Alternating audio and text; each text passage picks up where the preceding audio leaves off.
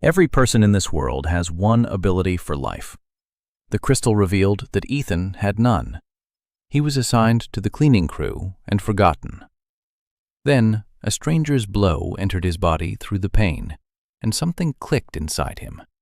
Absorbed. Blow enhancement. Level D. But let's go back an hour. The ceremony hall buzzes with voices and cameras. The awakening crystal stands in the center on a black stone pedestal. 300 teenagers take turns placing their palms on it. The crystal flashes, blue, red, green. The crowd roars. The curators write down the ranks. Parents hug their children. The whole world is watching this on screens because every new awakened is another chance to survive against the rifts. Ethan is last in line. He has no parents in the hall, no curator cheering for him.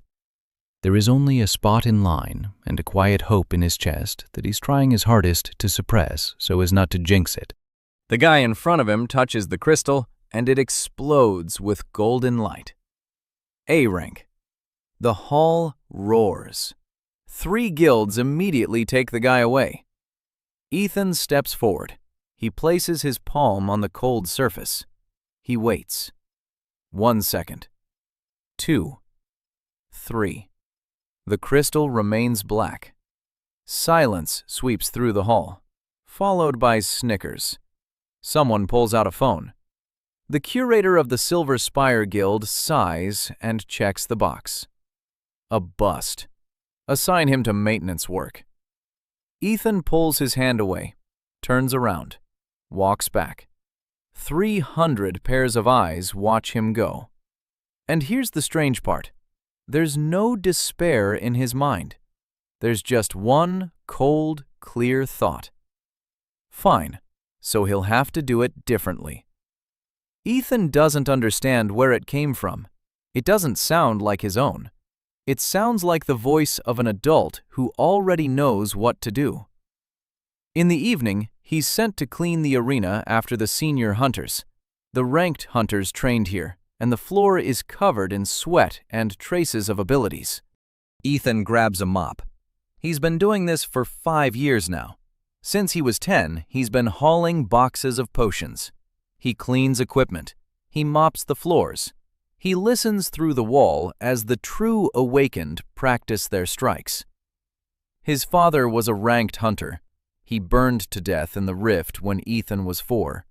His mother left right after giving birth. The guild's orphanage takes in children like him, feeds them, clothes them, teaches them to be useful. And Ethan is useful. He repairs better than the staff technicians. He memorizes everything he sees. Ability schematics, attack patterns, weak spots in defenses. He doesn't know why he does this without an ability. He just can't stop. And 3 months ago, he forged a steel core inside his mop himself, just in case. The door slams. Kai is standing in the doorway. A D-rank hunter, 22 years old. Ability? Power strike. And he's drunk. Ethan can tell by the way he's clinging to the doorframe. Kai smirks. Hey, dummy. Hold the target. A fist flies toward his chest. At a quarter of his strength, for a D rank, it's a sledgehammer blow. Ethan flies 3 meters. His temple smashes against the arena's side. The world fades to black. And in the darkness, it's not light that flashes. Text flashes. Absorbed. Power strike. Level D. Ethan opens his eyes.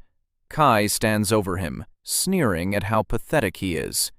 Ethan doesn't hear the words. He hears a rumbling inside his own body. Something new.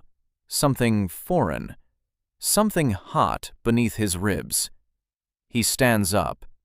Kai blinks in surprise. Ethan clenches his fist. Something clicks inside, as if a part that wasn't there before is falling into place. Ethan strikes. Kai flies into the wall. Exactly 3 meters, just like Ethan a second ago. Kai slides down the wall, his face a picture of complete bewilderment. Ethan looks at his fist, then at the ceiling, then back at his fist, and quietly says to himself, "Right." To no one. "Not a single word, Ethan." Kai gets up, shakes his head, Mumbles something about the slippery floor and leaves. He's drunk enough not to remember the details tomorrow. Ethan stands alone in the empty hall and breathes. A stranger's ability lives within his body. The crystal showed nothing, the system was wrong, and inside something colorless and nameless has just been born. Ethan closes his eyes. Before his inner gaze hangs something like a shelf. One slot is occupied. Inside lies a level D blow amplification. Next to it are empty slots. Many. Dozens. Hundreds. Ethan opens his eyes and picks up the mop again. His hands are shaking, but his mind is already calculating. Every awakened has one ability for life. Kay had one. Now it belongs to Ethan. But the shelf isn't full, so the power entered through contact, through pain. Someone else's ability struck his body, and his body didn't repel it. His body absorbed it. So he needs someone else's power to touch him, or for him to touch it. Ethan clenches his fist under the blanket in the shared dormitory. The strengthening of the strike obediently responds with warmth in his knuckles. It's his, now his. But one isn't enough. He knows this with the same terrifying clarity with which he thought earlier that day that things would have to be different. He needs more, and he needs to make sure no one finds out. Because Ethan has been listening to the hunters outside the wall for 5 years. A person with one ability is a hunter, a person with two is an anomaly, and a person who takes others' powers through touch is neither a hunter nor an anomaly. It's a threat. They're destroyed. Ethan rolls onto his side and closes his eyes. Tomorrow they'll send him to the F-rank training rift to clean up after the junior groups. And he already knows what he'll take with him, that very mop with a steel core inside. The F-rank training rift looks like a 2-story high crack in the air. The edges shimmer with a dull gray light. Barriers and sensors stand all around. The junior groups enter in formations of 10. Instructors stand by to catch them. Ethan stands behind everyone with a bucket and a mop. His work begins when everyone leaves. To collect the shards of cores. To sweep up the corpses of the small goblins they didn't bother to take with them. Wipe the blood off the floor so the next group doesn't slip. He waits 40 minutes. The younger ones come out, excited. Someone brags about their first kill. Someone is pale and silent. One guy is throwing up behind the barrier. The instructor counts heads and nods to Ethan. "Go in. You have 20 minutes." Ethan goes in. Inside the rift, it's a different world. The ceiling is stone. The walls are covered in moss that glows faintly. The corridors stretch deep inside. The training area consists of the first 3 halls. Beyond that, it's blocked by a barrier. Ethan works quickly. He collects the cores in a bag. He sweeps up. He counts the goblin corpses. 17 of them, all F rank, small fry. He finishes the second hall and enters the third. It's empty here. Quiet. Too quiet. Ethan stops. He's been listening to hunters for 5 years. He knows that silence in the rift is a bad sign. That something falls from the ceiling. Ethan manages to roll out of the way. A creature the size of a large dog crashes into the stone where he was standing a second ago. Green skin, 4 arms, red, intelligent eyes. This isn't an F-rank goblin. This is a scout goblin. Ethan doesn't have a rank determination system, but he sees how the creature moves. Fast. Too fast for an F rank. Too fast for a D rank. It's at least a C rank. Maybe higher. The sensors missed it. Or it passed through the barrier. It doesn't matter. What matters is that Ethan is alone in the third hall of the training rift, with a mop in his hands and a monster that could tear him apart in a second. The goblin leaps. Ethan falls onto his back. Claws pass over his face. He feels the wind from them. Another leap. Ethan rolls to the left. His back hits the wall. There's nowhere to go. His brain is working.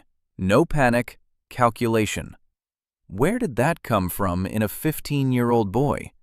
He doesn't know, but the voice in his head is calm and precise. 3 hours ago, in the second hall, one of the trainees used an ability on the wet floor. Slippery surface, D rank. Ethan saw how it worked, saw its structure, saw the skeleton, as if someone had laid out a blueprint before him. He didn't absorb it, he had no contact, but he saw. And something inside him remembered. Ethan slaps his palm against the pool of blood on the floor. Please, work. The pool changes its properties. The floor beneath the goblin's feet turns to ice. The creature slips. 4 arms fly out to the sides. 1 second, maybe 2. Ethan jumps up, a mop in his hands, a steel core inside. He'd been sharpening it for 3 months, not knowing why. Now he knows. The goblin is already getting up. Ethan sees its structure, sees the skeleton of its ability. Regeneration, powerful. But it has a weak point, in the head, behind the left eye. If he strikes there, the regeneration will shut down for 3 seconds. That's enough. Ethan jabs the mop into the goblin's eye socket at a 45-degree angle. The steel core pierces through the eye into the brain. The goblin twitches, falls, goes still, absorbed. Regeneration of the lesser ones, level C. Ethan stands over the carcass. His hands are shaking. His legs are shaking. The mop is half submerged in blood. Before his inner gaze, a shelf in the archive. 2 cells are filled. Strike enhancement D, lesser regeneration C. Empty cells nearby. Many empty cells. Ethan breathes heavily and thinks. 1. He already has 2. Everyone else has 1 for a lifetime. 1 for a lifetime, and he has 2 in 2 days. He wipes the mop on the moss on the wall. He hides the goblin's corpse behind the rocks in the corner. They'll find it later and blame it on a barrier malfunction. That happens. Ethan exits the rift in 18 minutes. The instructor doesn't even look at him. The bucket is full. The mop is clean. The janitor boy has done his job. No one noticed that the janitor boy has blood on his boots. In the evening, Ethan sits in the shelter's basement. Old equipment is stored here. Broken swords, punctured shields, worn-out amulets. Ethan has been coming here every night for 2 years now. Before, he just repaired things. Now he trains. He activates strike enhancement. He strikes the wall. The wall cracks. He deactivates it. He activates regeneration. He scratches his palm with a nail. The wound heals in 4 seconds. He deactivates it. He tries to activate both at the same time. His body hums. Mana flowed like water through a thin hose. 2 abilities at once is the limit. He can't handle a third. Not yet. He needs to expand. More abilities, more contacts, more absorptions. And he needs to do it so that no one sees. Ethan thinks about structure, about the skeletons of abilities.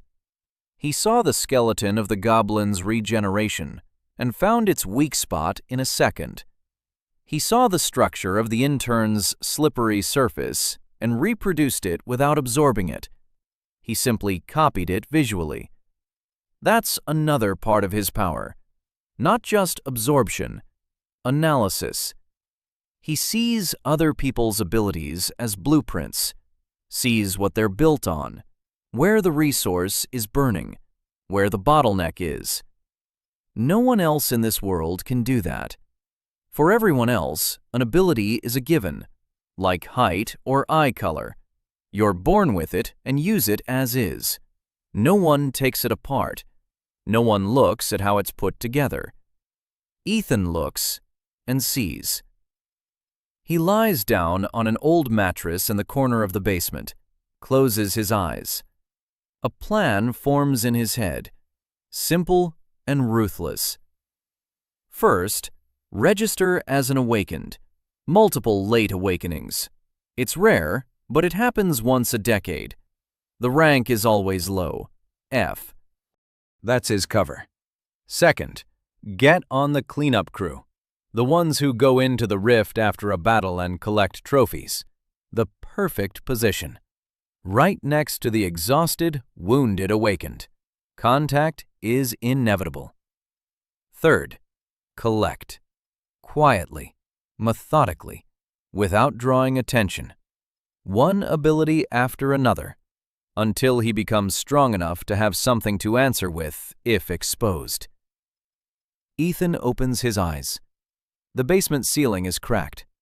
Somewhere up in the city, the rifts are flickering. Monsters are crawling out. The awakened are fighting. The world is spinning. And a 15-year-old boy in the shelter's basement has just decided to deceive this whole world. And the strangest thing is that he knows how. He doesn't guess. He knows. As if someone had already thought out this plan for him. Long ago. A very long time ago. Registration went more smoothly than Ethan expected. He came to the Silver Spire Guild office on the third day after the ceremony and told the curator that he had awakened that night. The curator looked at him over his glasses. He asked what his ability was. Ethan demonstrated strike enhancement at minimum power, a barely noticeable glow around his fist. The curator grunted, asked for his rank. Ethan said F. The curator made a note. Multiple late awakenings, F rank. It happens. Rarely, but it happens. Nothing interesting. Ethan was transferred from maintenance to the reserve list of junior hunters. It wasn't a promotion. It was a lateral move. From janitor to janitor among the hunters. They pay the same. They respect him the same. Which is to say, not at all. But now Ethan has access. He can officially be near the awakened during and after raids. He can enter the rifts as part of the support team. He might happen to be nearby when someone is training.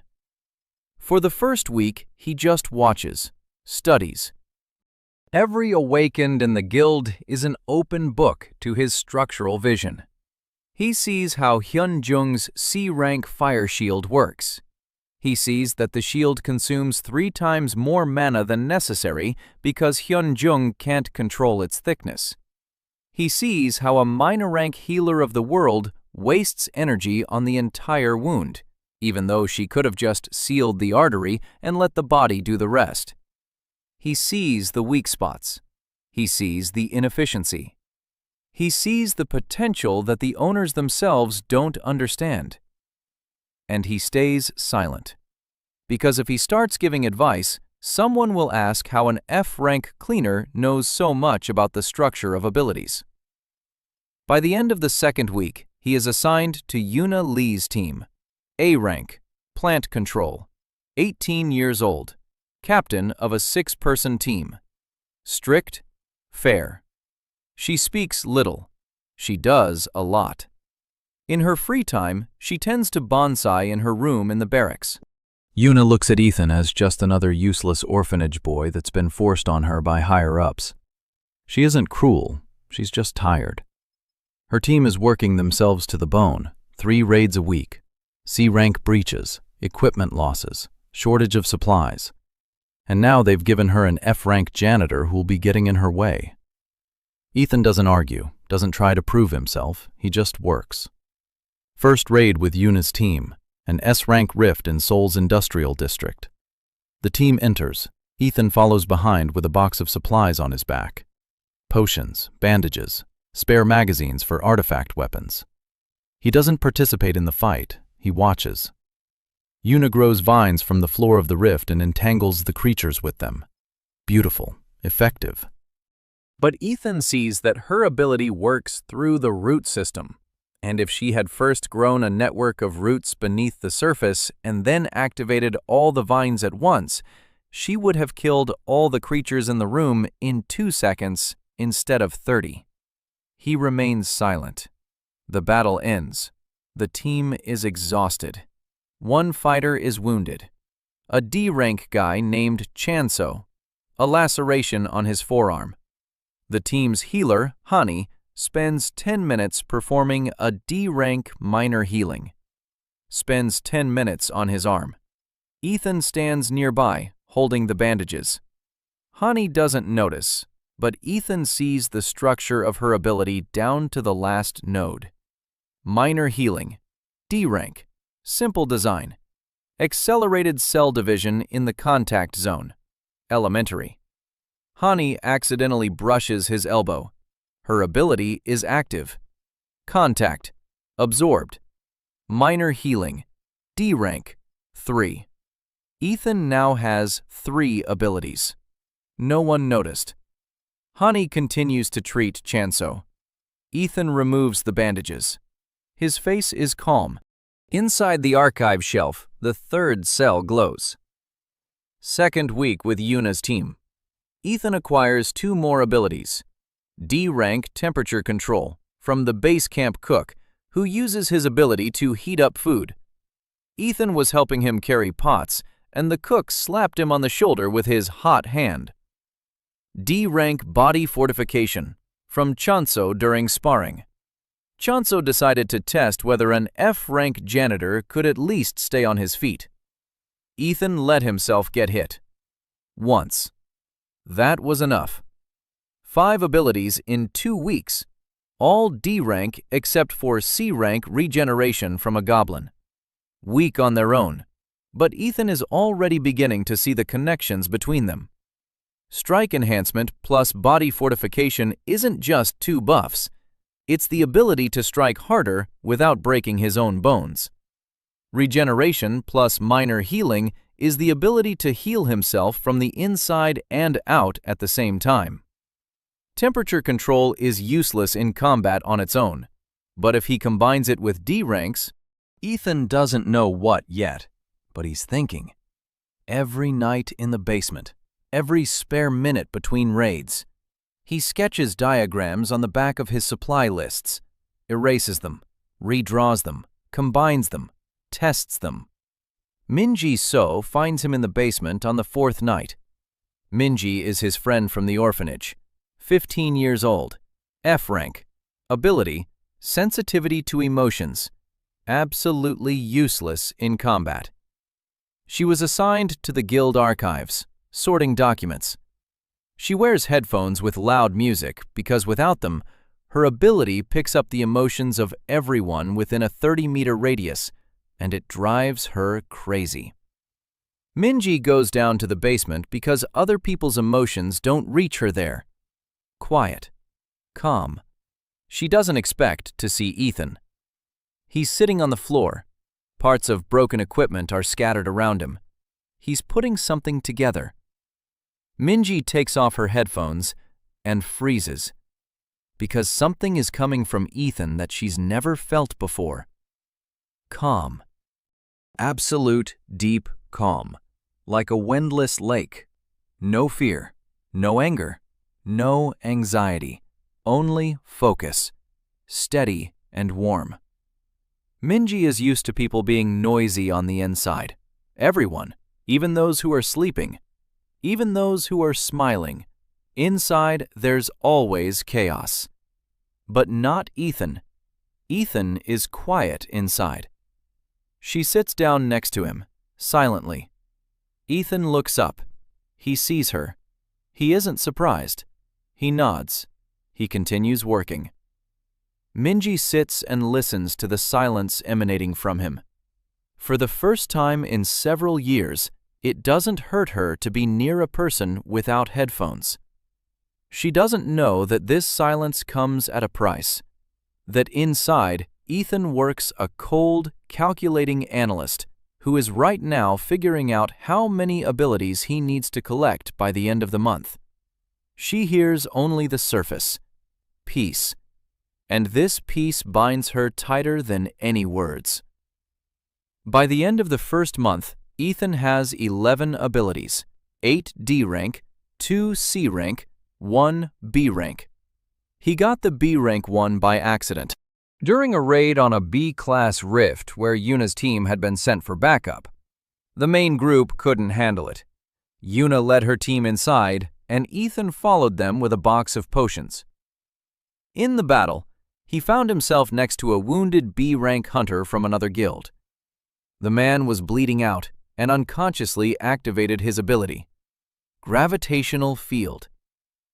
A wave of pressure washed over Ethan, and he barely managed to stay on his feet.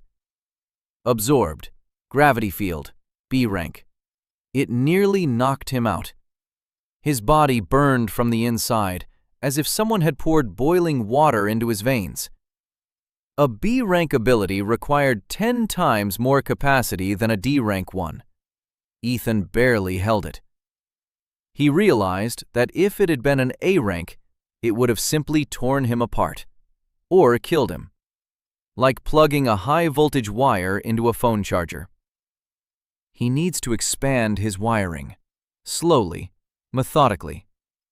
Each new absorption stretches his internal capacity a little, like a muscle, but overloading it will kill him instantly. This isn't a game, it's survival. 11 abilities. He can keep 3 active at a time, a maximum of 4 if one of them is D rank. Beyond that, blackout. But combinations. Combinations are what make him unlike anyone else in this world. Temperature control plus humidity control, which he took from the meteorologist at headquarters. Together, they drastically dry out the air within a 5-meter radius. Moisture condenses. The temperature drops. Frost on the enemy's lungs.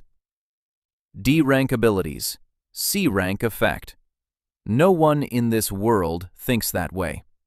Everyone uses their single ability like a sledgehammer. Hit harder. Hit more often. Hit until victory. Ethan doesn't hit.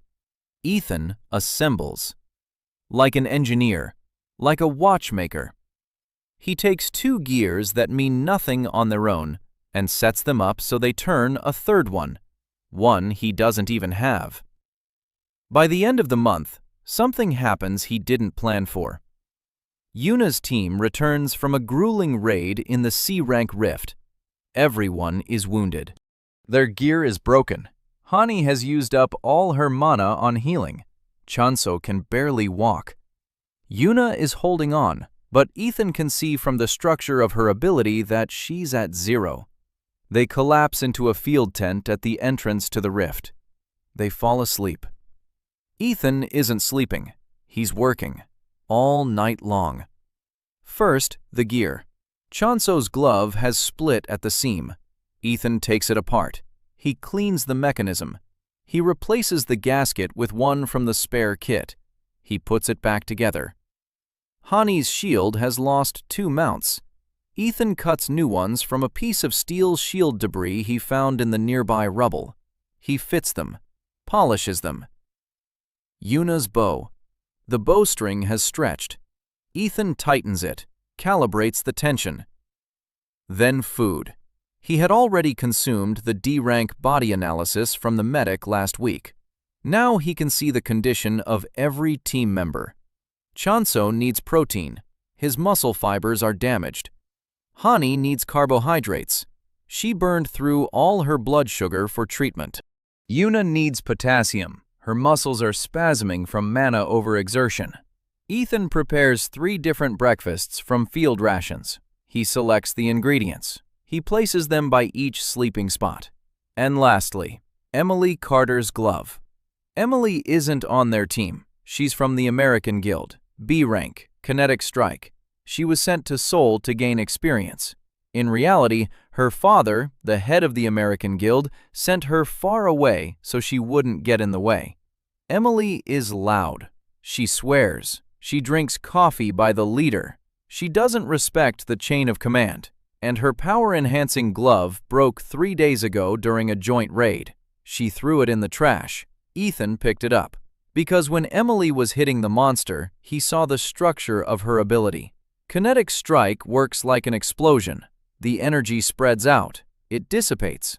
That's why she has to strike 10 times where 1 would suffice. But if you change the grip, if you reconfigure the glove's handle so that the energy goes not outward, but inward, focus, like a lens gathering light into a point. Ethan re-sews the glove, changes the angle of the cuff, wraps tape around the cuff. Blue. He noticed that Emily always wears something blue. A hair clip, a bracelet, shoelaces. Blue is her color. Morning. The team wakes up. Chanso looks at his glove, then at breakfast, then at Ethan, who is sleeping at the table with his face buried in the blueprints. Hani takes her shield and silently turns it over in her hands. New. Like new. Yuna stands in the center of the tent and looks at all of this, at the repaired gear, at the laid-out food, at the sleeping boy in a dirty hoodie with a wrench sticking out of his pocket.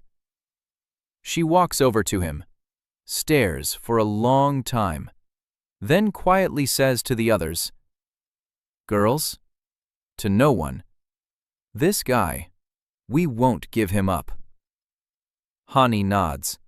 Chanso opens his mouth to remind them he's not a girl. Yuna looks at him. Chanso shuts his mouth.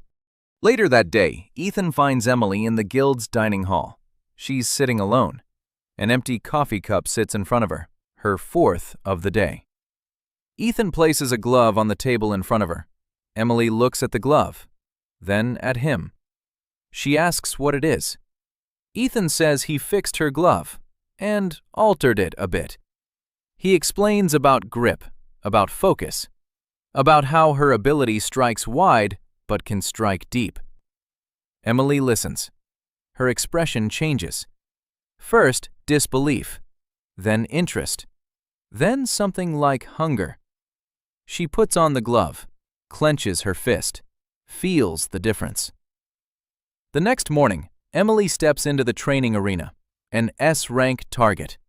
Usually, it takes her 8 hits. She strikes once. The target shatters. The coach drops his tablet. Emily stands with her arm outstretched and her face flushed. Then she turns and runs to find Ethan. She finds him in the hallway by the storage room. She grabs him by the shoulder. "Listen, who are you anyway?" Ethan looks away, embarrassed. He says he's just figuring out the equipment. Emily stares at him for a long time. She doesn't believe him, but she doesn't press the issue. For now, she walks away. Ethan watches her go, a cold voice inside his head. Kinetic strike, B rank. If she learns to focus on her own without the glove, she'll reach A rank in 6 months. Good, useful. Then a warm voice, another one, quieter. She liked the blue ribbon. Ethan shakes his head. Then he smiles. Then he quickly walks back to the warehouse before anyone sees him smiling. The rift opened in the center of Seoul at 3 in the morning, without warning. The sensors didn't go off. The rift sliced through the air right above an intersection in the Gangnam district. C-rank creatures poured out of it, dozens. Then something bigger, B rank. Then another one, A rank. A sudden rift, a civilian's worst nightmare. The nearest guild was a 20-minute drive away. Government forces were 30 minutes away. In those 30 minutes, an A-rank creature could kill hundreds of people. Ethan was in the city. He'd gone to a convenience store for parts for his latest project. When the crack the sky above Canham, he was 4 blocks away. He heard screams, saw the glow, felt the vibration in the air from the rift that had opened. A voice in his head said, "It's none of your business. Go home. Don't draw attention to yourself." Ethan ran toward the rift. He found a mask in his pocket, a cloth one, black. He wore it when he repaired gear with toxic materials. He pulled it over his face, the hood of his sweatshirt over his head. Chaos at the intersection. People are running. Cars are abandoned. C-rank creatures are smashing storefronts. A B-rank creature the size of a van is smashing the building's facade. An A-rank stands in the center and roars. Ethan sees its structure. He sees a skeleton, thick armor, regeneration, fire breathing. 3 abilities in a single creature. Monsters can do that. Humans aren't granted more than 1. He can't kill the A-rank creature. He doesn't have abilities powerful enough. But he doesn't need to kill it. He needs to hold it back. People are trapped at the intersection. A bus full of passengers has flipped onto its side. People are screaming inside. The door is jammed. Ethan takes action. First ability, A-rank gravity field. He presses it against the C-rank creatures near the bus. They are pinned to the ground. Not fatally, but they are immobilized for 15 seconds. Second ability, impact amplification. He strikes the jammed bus door. The door flies off. People start to get out. Third ability, temperature control. He freezes the pool of gasoline from the wrecked car nearby before the A-rank creature is incinerated and the whole thing blows up. Fourth ability, body reinforcement. On himself. Because the B-rank creature has finally spotted him and struck with its tail. Ethan is sent flying. He crashes into a lamppost. His ribs crack but don't break, thanks to body reinforcement. Regeneration kicks in. His ribs heal. It hurts, but it's bearable. 4 abilities at once. That's his absolute limit. His mana is burning. His head is splitting. He needs 30 seconds. People are running from the bus. He counts. 23 people. 23. The last one makes it out. A woman with a child in her arms. Ethan stands up. He switches the gravity field to the B-rank creature. It growls and slows down. Ethan grabs the woman by the shoulder and drags her into an alley. He puts her behind a trash can. He tells her not to come out until the hunters arrive. He returns to the intersection. The A-rank creature is heading toward the apartment building. Ethan sees faces in the windows. The people didn't have time to evacuate. He can't kill it. He can't stop it. But he can distract it. He picks up a piece of rebar from the ground. He sets impact boost to maximum. He throws it. The rebar hits the creature in the back of the neck. It pierces the scales by 2 centimeters. Nothing serious. But the creature turns around, stares at him. Ethan stands in the middle of the intersection in a hoodie and a mask. The creature roars, breathes fire. Ethan jumps to the side. Humidity control. He draws all the moisture from the air in front of him and creates a wall of steam. The fire passes through the steam and loses half its power. Body fortification takes the rest. It hurts. It hurts a lot. But he stands. Regeneration is working. The skin on his hands is healing. 30 seconds. A minute. 2.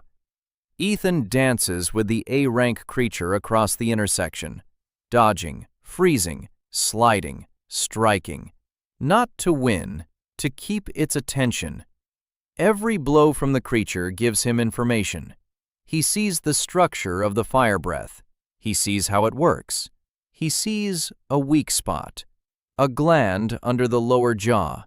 If he hits it hard enough, the creature won't be able to breathe fire for 2 minutes.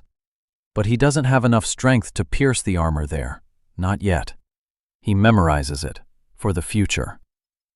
4 minutes later, the first group of hunters arrives, B rank. They see the A rank creature and the C rank monsters surrounding it. They see the guy in the mask and hoodie standing in the middle of it all, breathing heavily. Ethan turns off all his abilities. His body goes limp. His legs buckle. He slips into an alley as the hunters engage in battle. Around the corner, he throws up. His mana is at 0. His hands are shaking. The skin on his forearms hasn't fully healed yet. It's red, scorched, but he smiles. 23 people. He saved 23 people. That night, a video appears online. Someone filmed it from a window. The quality is poor. It's dark. It's raining. But you can see a guy in a mask using 4 different abilities at the same time. 4. In a world where everyone has just one, the video racks up 1 million views in 6 hours.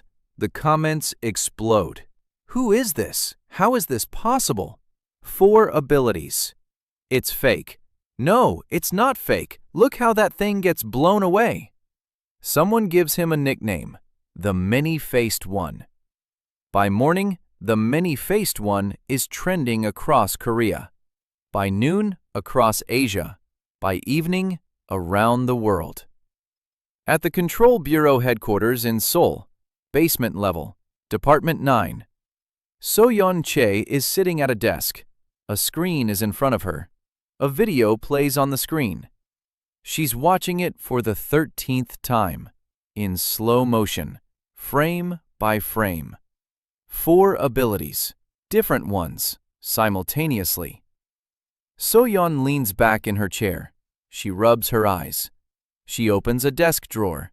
She pulls out a folder. Yellow. Old.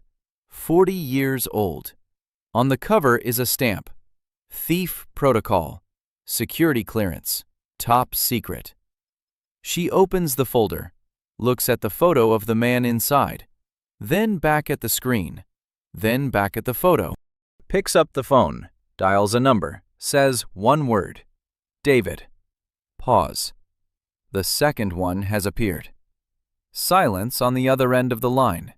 Then a voice. A man's. Calm. When are we leaving? So-yeon looks at the screen, at the guy in the mask standing in the rain amidst the fire and the creatures. She speaks.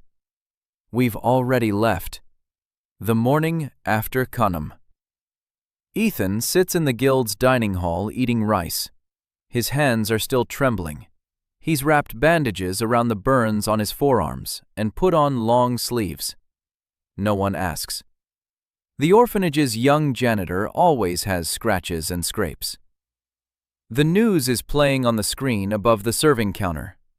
The Many-Faced One, the Unknown Hunter, 4 abilities. The whole room is discussing it.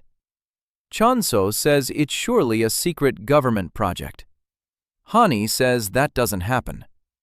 Yuna is silent and eats. Ethan eats without looking up. Minji sits across from him. She takes off 1 earbud. She looks at him. Ethan feels her gaze. Minji doesn't say a word. She just looks. Then she puts the earbud back on and starts eating. She sensed something. Ethan understands this. Her ability reads emotions, and right now, he's giving off something an F-rank janitor shouldn't have after a normal night. Physical exhaustion, a sense of satisfaction that only comes after a fight. An adrenaline rush. Minji is smart enough not to ask in front of others, but she'll remember. Ethan realizes that too. A problem. Another one. In 2 days, the problems will multiply. Experts are analyzing the video of the Many-Faced One. 3 guilds publicly declare they want to find him. The Korean Hunters Association issues a statement. We are seeking contact with an unknown awakened who has demonstrated multiple abilities. The association guarantees safety and confidentiality. Ethan reads this on his phone in the basement and snorts quietly. Safety and confidentiality. Of course. Just like for his father 40 years ago. He doesn't know the details of his father's story, but he knows his father died, and he knows that the abilities he now possesses in the archive are no accident. Things like that don't just appear out of nowhere. Ethan starts digging, carefully, through the guild's archives to which Minji has access. He asks her to find documents on his father. Minji doesn't ask why. She brings a folder the next day. A thin one. There's almost nothing in it. Name, rank, date of death, place of death. Breach number 7714, Pacific Sector. And a handwritten note in the margins. Forwarded to the Control Bureau, Division 9. Ethan looks at those words. Division 9. The 9th. He doesn't know what it is, but he remembers it. Meanwhile, Yuna's team receives a new assignment. A B-rank rift in the suburbs. A routine sweep. Yuna takes the full team. Chanso, Hani, 2 fighters from a neighboring group, and Ethan.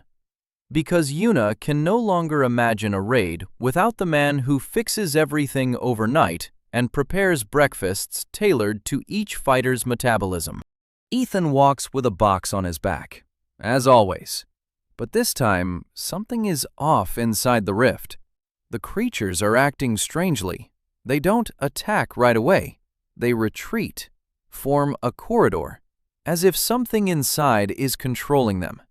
Yuna stops the group, says she senses movement underground. Her roots are picking up a vibration. Something big. Something that shouldn't be in a B-rank rift. A creature emerges from the depths. A-rank. The second one this week in a place where it doesn't belong. The sensors classified the rift as B, but the creature inside is A. That means the rifts are changing. They're getting stronger. Or someone is changing them. Battle. Yuna grows a wall of vines. The creature breaks through it in a second. Chanso strikes. He's knocked back. Hani heals him on the fly. 2 fighters from the adjacent group attack from the flanks. The creature throws them both aside. Yuna shouts, "Retreat!" But the exit behind them has closed.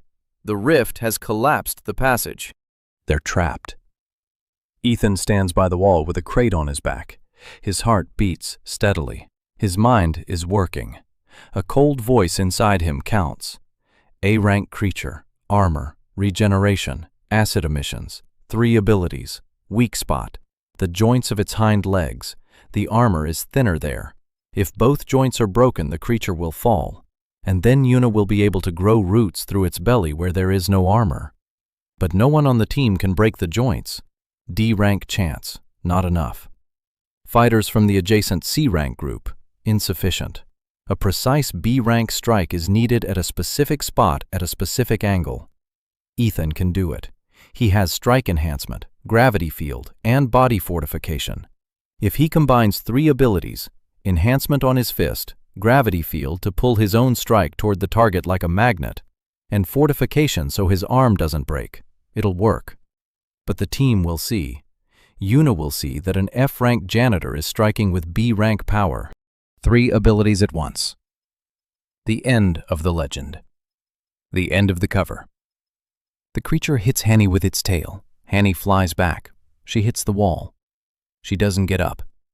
Ethan looks at Hani, at Chanso, who is running toward her, at Yuna, who stands between the creature and the team, holding up a wall of vines that is cracking. The legend or Hani? The cover or the team? The choice takes half a second. Ethan throws the crate. 3 abilities at once. His fist glows. He strikes the creature in the right rear joint. It goes through. The creature growls and staggers. He moves around, strikes the left. It goes through. The creature falls. Yuna doesn't waste a second on surprise. She's the captain. Fight first, questions later. Roots spread through the stone floor. They burrow into the creature's belly. They grow inward. The creature twitches. It goes still. Silence. Hanny is breathing, unconscious but breathing. Ethan channels minor healing through his palm and presses it against her ribs. He stops the internal bleeding. Hanny groans, but the color returns to her face. Yuna stands over him. She looks down at him. She is silent. Chonso sits on the floor next to Hanny and stares at Ethan with wide eyes. Two fighters from the adjacent group exchange glances. Yuna says one word. Explain. Ethan stands up. He wipes his hands. He looks Yuna in the eyes. He says he has multiple late awakenings, that his rank isn't F, that he hid it because he was afraid. He isn't lying completely, he's just not telling the whole truth. Multiple awakenings do happen. The rank is usually low, but not always. He says he has 3 abilities, not 11. 3. Enhancement, fortification, minor healing. He's hiding the gravity field because a B rank is too noticeable. Yuna listens. Her face is impassive. Her eyes are hard. She doesn't fully believe him, Ethan can see that. But she doesn't press him, because this boy just saved her team, and because she's the captain, and a captain protects her own, even if her own are lying. Yuna says they'll talk later, alone. Ethan nods. They exit the rift through an emergency exit that Yuna has routed through the wall. On the surface, Ethan helps carry Hanny to the medics. Chonso walks beside them. He's silent. Then he says, "Thank you." Ethan nods. That evening, Yuna comes to see him in the basement. She sits on a crate across from him. She watches. Ethan waits. Yuna says she has a younger brother. He's 12. Empty, just like Ethan used to be. She hides him from the world, hides him from the taunts, hides him from the system that treats the empty ones as expendable. Ethan is silent. Yuna says she saw Ethan talking to the younger kids at the orphanage, without pity, as equals, like he was talking to people, and that she saw how he works, how he fixes things, how he cooks, how he looks at other people's abilities. She doesn't know exactly what he sees, but she knows he sees something the rest of them don't. And Ethan is silent. Yuna says she doesn't care what his real rank is. Only one thing matters to her. Is he one of us or not? Ethan says he is. Yuna nods. She stands up. She leaves. She stops at the door. She says her brother has asthma and that he's been getting worse lately. Ethan says he knows of a plant from the rift whose leaves help with asthma. He can get some. Yuna stands with her back to him. She doesn't turn around. Her shoulders tremble slightly. Then she leaves. 2 weeks after the revelation to the team, Ethan is walking a tightrope. Chonso and Hani know he's not F rank. The fighters from the adjacent group do too. Yuna spoke to each of them separately. Ethan didn't hear what she told them. But after that, no one asks questions. No one reports it to the higher-ups. Yuna's team has closed in around him like armor. It's both comforting and frightening, because each of them is now a hostage to his secret. Ethan continues to gather. 14th ability, Night Vision, D rank, from a base camp guard who patted Ethan on the back when he brought him coffee during the night shift. 15th, Electric Shock, D rank, from a technician who was repairing a generator and accidentally zapped Ethan through a screwdriver. 16th, Wind Control, C rank. Ethan acquired this one intentionally. During a joint raid with another team, he deliberately stood in the path of a C-rank fighter who was slicing creatures with air blades. One blade grazed Ethan's shoulder. It cut through his jacket. It cut his skin. And it infused the structure into him. Absorbed. Wind Control, C-rank. It hurts, but it's bearable. Ethan has already gotten used to the fact that knowledge comes through pain. 16 abilities. The archive is growing. The body is adapting. Now he can maintain 4 abilities at once without blacking out. 5 if one of them is D rank. Progress. Slow but steady, like a muscle you work out every day. The combinations are getting more complex. Wind control plus humidity control equals a directed mist. Invisibility in open spaces. Electric pulse plus temperature control is heating metal from a distance. The enemy's weapon becomes red hot. He drops it, an unarmed enemy, without a single blow. Ethan writes down the combinations in a notebook he hides behind a pipe in the basement. He encrypts it, just in case. Minji comes to the basement almost every evening, doesn't speak, just sits nearby, listens to his silence. Once, she takes off both earbuds, sits completely exposed, with no protection from others' emotions, only his. Ethan notices. He asks if she's in pain. Minji shakes her head. She says it doesn't hurt when she's with him. Ethan doesn't know what to do about it. He's 15. An adult analyst lives in his head, dissecting the abilities down to their atoms. But when it comes to people sitting next to him and looking at him with eyes like that, the analyst is silent. Ethan goes back to his drawings. Minji smiles and puts one earbud back in. The news about the many-faced one isn't dying down. 3 new videos have appeared online, all fakes, imitators. But the Control Bureau isn't letting up. Soyeon Chae sits in her basement office and builds a profile. She knows what she's looking for, not a superpower. She's looking for a pattern of behavior. The thief 40 years ago wasn't a fighter. He was an engineer. He didn't win head-on. He took his opponents apart piece by piece. He combined his moves. Soyeon watches the video from Gangnam and sees the same logic. The masked man doesn't fight. He solves a problem. Every action is precise. Every ability is used not as a weapon, but as a tool. The gravity field isn't for attack, but for immobilization. Strengthening isn't for destruction, but for breaking down doors.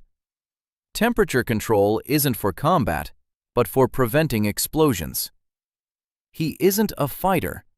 He's an engineer, just like his father. Soyeon opens the file. The first thief. Real name, Junho Park, a B-rank hunter. Officially died in the Rift 7714. Unofficially executed by Department 9 after his ability was identified as the theft system. The protocol states that the ability was destroyed along with the host, but Soyeon knows the protocol's lie, because her mother was Junho Park's girlfriend, and her mother died covering his escape, not an execution, an escape. Someone inside the system helped him. Someone altered the documents. Someone hid his wife and child, and that someone is still in their position. High up, very high up. Soyeon summons David Chung. David enters. Tall, thin, the face of a man who stopped smiling long ago. Ability, true sight. He sees others' abilities in their true form, not the effect, but the essence. Soyeon says they need to find the many-faced one. David says he's already looking, that he's checked all registered multiple awakened individuals from the past 2 years, that there are 7 of them, all with confirmed low ranks. All checked, clean. But there's one he hasn't seen in person yet. A recent registration, 3 weeks ago. The Silver Spire Guild. Name, Ethan Park. Soyeon freezes. Park. She looks at David. David looks at her. The last name matches. The age fits. David says he needs to see this boy. A single glance with his true sight will be enough to understand who is standing before him. Soyeon says, go ahead, but be careful. If it's him, he's dangerous. David smirks. He's 15. Soyeon isn't smiling. His father was young too when he started, and they were after him too. And he seemed harmless too, until he killed 4 ninth agents with his bare hands, using their own abilities against them. David stops smirking. 3 days later, David Chong arrives at the Silver Spire Guild. An official visit, inspection by the Control Bureau, a routine check, once every 6 months. No one suspects a thing. David walks through the halls. He watches the training sessions. He checks the documents. His true sight is constantly active. He sees right through every awakened. C rank, D rank, B rank. Everything matches the documents. Everything is clear. He enters the dining hall. Lunchtime. Noise. A crowd. And he sees a boy in a hoodie sitting in the corner eating rice and broth. David activates True Sight at full power and freezes. Because the boy in the hoodie is glowing. Not one color, not 2, not 3. He glows like a Christmas tree. Dozens of shades, dozens of textures, layered on top of each other, intertwined, alive. David has never seen anything like this in 12 years of service. This isn't a multiple awakening. It's not an anomaly. It's the archive. It's the thief. David takes a step back. His heart is pounding. The boy looks up from his plate. He looks straight at David. And David sees something flicker in the boy's eyes. Recognition. Not faces, structures. The boy sees his ability, sees true sight, and realizes that David has just seen his true self. For 2 seconds, they stare at each other across the noisy cafeteria. The boy in the hoodie and the Control Bureau agent. Then the boy looks down. He continues eating, as if nothing had happened. David leaves the cafeteria. His hands are shaking. He takes out his phone. He dials Soyeon. He says 2 words. It's him. Ethan leaves the cafeteria through the back door. He walks at a steady pace. He doesn't run. A man running attracts attention. He goes into the basement, closes the door, sits down on the floor, thinks. The man in the suit saw him, saw everything. His ability is some form of analysis, an X-ray for the awakened.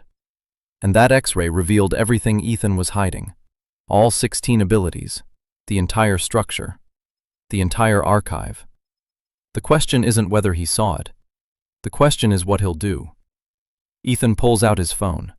He searches the guild's database for information on the visit. Inspection by the Control Bureau. Inspector David Chong. Division. Not specified. Ethan recalls a note in his father's documents. Division 9. The 9th. It all adds up. The Control Bureau. Special Division. The hunt for the thief. His father. And now him. Ethan has maybe an hour, maybe less. David Chong saw him and has already called. They'll be here soon. With weapons. With ability blockers.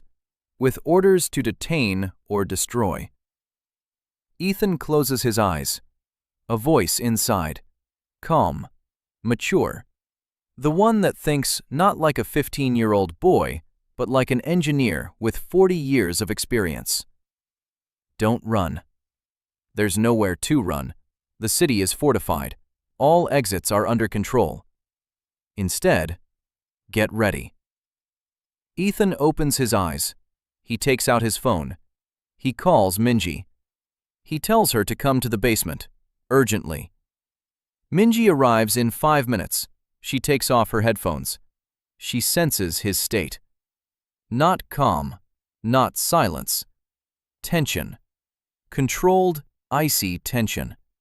She's never felt this from him before. Ethan says he needs help, that people from the government will be coming for him soon, that he can't explain everything, but that he hasn't done anything wrong. Minji looks at him. She doesn't ask why. She doesn't ask what he's hiding. She asks one thing. What needs to be done? Ethan says he needs her ears, her ability, her sensitivity to emotions. Useless in battle, but right now, exactly what's needed. He asks her to go upstairs, find the man in the suit, and listen to him. Not his words, his emotions. What he's feeling, what he's afraid of, what he's planning. Minji nods. She leaves. Ethan calls Yuna. Yuna arrives 10 minutes later. Ethan tells her the truth. Not all of it, but more than before. He says his father was a hunter with a special ability, that the government killed him, that now they're hunting his son. Yuna listens. Her face is stony. Then she asks, "How many abilities do you actually have?" Ethan is silent for a second. He says 16. Yuna closes her eyes, opens them, says that it changes a lot, but it doesn't change the main thing. Ethan is hers. She said that in the rift, and she doesn't take back her words. What's needed? Ethan says he needs time, 2 days. If he gets 2 days, he'll be able to prepare. Yuna says she'll give him 2 days, and she leaves. Ethan doesn't know what she'll do, but he trusts her. And that in itself is strange, because the voice inside says don't trust anyone, and yet he trusts her. Minji returns 40 minutes later. He reports, the man in the suit upstairs, talking with the guild leadership, his emotions, cold, control, and beneath that, something dark. Minji can't quite put his finger on it, something between hatred and duty. He's not just doing a job. For him, it's personal. Ethan nods, asks if there are others with him. Minji says he senses 3 more, outside the building. The same emotions, coldness and readiness. Agents. 4, including David. So they've already surrounded the guild, but they're not going in. Why? Because there are hundreds of awakened inside the guild, and an open assault would be a scandal the Bureau doesn't need. They'll wait for the right moment, when Ethan comes out alone, or when they can isolate him without witnesses. Ethan thinks. He needs to get out of the guild so the agents don't intercept him, and he needs a place where he can prepare for the inevitable. Because there will be a confrontation. The only question is where and when. Emily Carter shows up in the basement uninvited. She was coming down to get some coffee because the vending machine in the cafeteria was broken. She saw Ethan and Minji. She saw their faces. She sat down on a crate and said, "Tell me." Ethan didn't want to involve her. Emily is from the American Guild. She has her own problems. Her father, who sent her to the other side of the world so she wouldn't get in the way. But Emily is already here, and she can already tell that something is wrong. Ethan explains briefly. People from the government. They're hunting him. We need to leave quietly. Emily listens. Then she says she knows a way out of the guild through the underground parking garage, a service tunnel for evacuation. She found it on her second day in Seoul when she was looking for a place to sneak a smoke. Ethan looks at her. Emily shrugs. She says that the daughter of the head of the American Guild has a habit of knowing all the exits from any building, just in case Daddy decides to send her off somewhere again. They leave through the tunnel at night. Ethan, Minji, Emily, the 3 of them. Yuna stays at the guild. She covers for them. In the morning, when David asks where the F-rank janitor is, Yuna will say she sent him to a warehouse in the suburbs for supplies. It's true.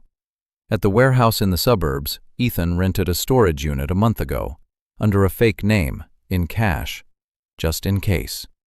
He was always prepared for the possibility that he'd have to run. The voice in his head taught him that long before he realized whose voice it was. The storage unit is small.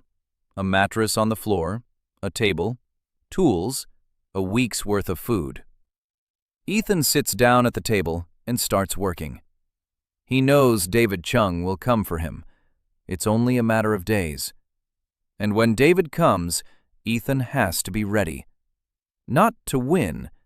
Defeating an A-rank agent with his current gear is impossible. But to survive. To show enough for David to understand. Ethan isn't a threat. Ethan isn't an enemy.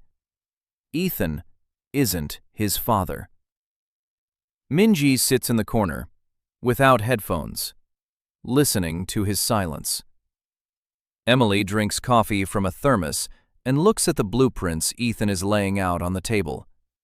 She asks what they are. Ethan says it's a plan. Emily asks a plan for what? Ethan says a plan for how not to die. Emily sets down the coffee. She sits down next to him.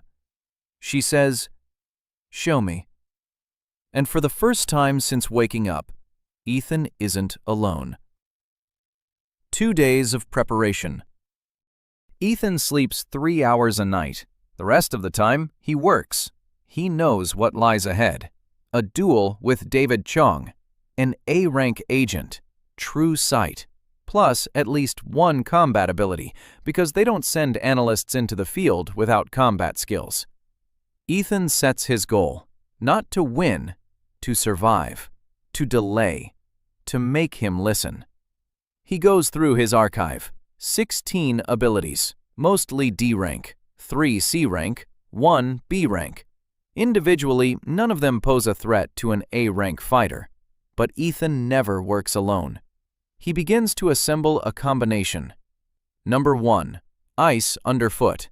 Temperature control plus humidity control. Freezes moisture on the surface. The opponent loses traction. Half a second of confusion. Number 2, fog. Wind control plus humidity control. A directed curtain. 0 visibility. But David has true sight. He can see through the fog, so the fog isn't meant to blind. The fog is so David can switch his vision to maximum. And when his vision is at maximum. Number 3, electrical pulse. Through the moisture in the fog, not to kill, to blind, to overload his senses. True sight at full power plus an electrical discharge through his eyes. Painful, disorientation for 2 or 3 seconds. Number 4, slippery surface underfoot. While he's disoriented, he falls. Number 5, gravitational field. Pin him to the ground. Not to kill him, but enough so he can't get up for 3 seconds. Number 6, enhanced strike plus body fortification.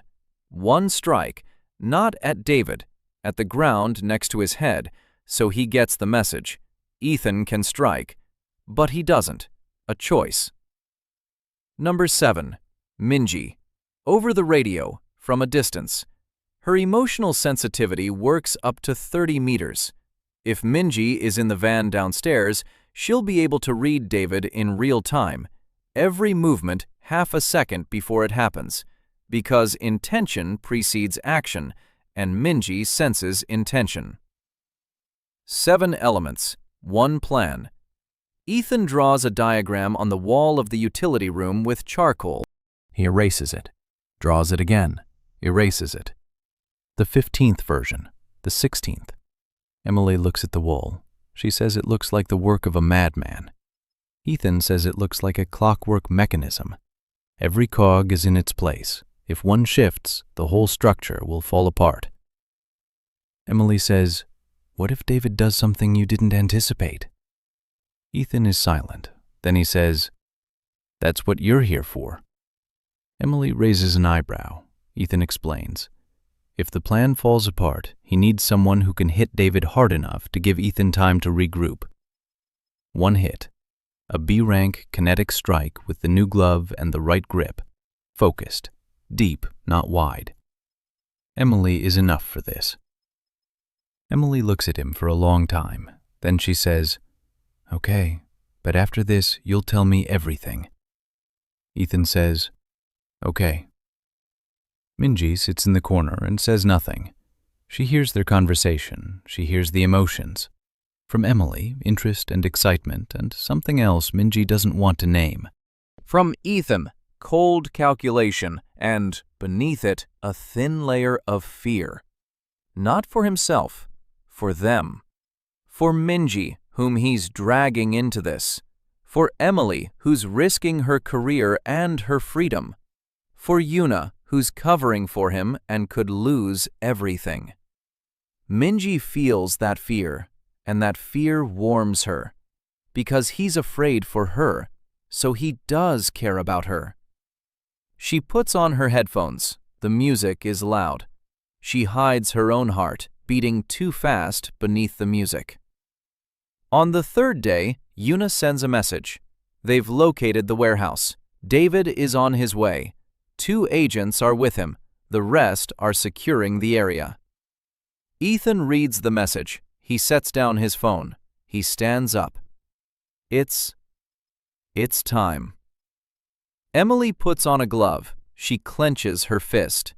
Ethan tells her to take her position. 3rd floor of the neighboring building. If the plan falls apart, she strikes from above. 1 blow, maximum focus. Then she leaves. Emily nods. She leaves. She stops at the door. She says, "Don't you dare die." Ethan nods. Minji gets into a van in a parking lot 100 meters from the warehouse. A walkie-talkie in her ear. A secure frequency. Emily set it up. The daughter of the head of the American Guild has access to military frequencies. Minji takes off both earbuds. For the first time, voluntarily. She opens herself up completely. 30 meters of sensitivity. She will be his eyes. His 6th sense. His early warning system. Ethan climbs onto the warehouse roof. Evening. It's drizzling. Light rain. Cold. Good. Moisture in the air. This gives him resources for humidity control and temperature control. The rain is on his side. He stands at the edge of the roof and waits. Minji's voice over the radio. 3 people, approaching. 1 in front, 2 on either side. The one in front. His emotions. Minji pauses. He feels nothing. Empty, like a wall. Ethan closes his eyes. David Chung. The man who believes the thief's heir should have been killed in the maternity ward, and who is now climbing the stairs to finish what wasn't done 15 years ago. David steps out onto the roof. Alone. The agents stayed below. He's confident. Ethan can tell by the way he moves. Relaxed shoulders, hands in his pockets, a steady gaze. An A-rank fighter against an F-rank kid. In his world, this isn't even a fight. It's a formality. David stops 10 meters away from Ethan. The rain is getting heavier. Drops are pounding the concrete roof. David says he knows who he is. Knows he's Junho Park's son. Knows he has the theft system. Says there are 2 options. The first, Ethan surrenders. He's put in isolation, studied. His ability is neutralized if possible. If not, David doesn't finish the sentence.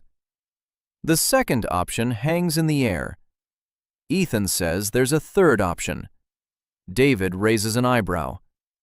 Ethan says the third option is a conversation, a normal one, without isolation or neutralization. David stares at him for 3 seconds. Then he says that talking to a thief is like talking to a bomb. It's possible, but pointless. The bomb will go off anyway. Ethan says he isn't a bomb. David activates true sight. He looks at Ethan. He sees 16 abilities. He says that 16 abilities in a 15-year-old body is the definition of a bomb. Minji's voice comes over the radio. He's getting ready. Right hand, 3 seconds. Ethan counts. 3, 2, 1. David attacks.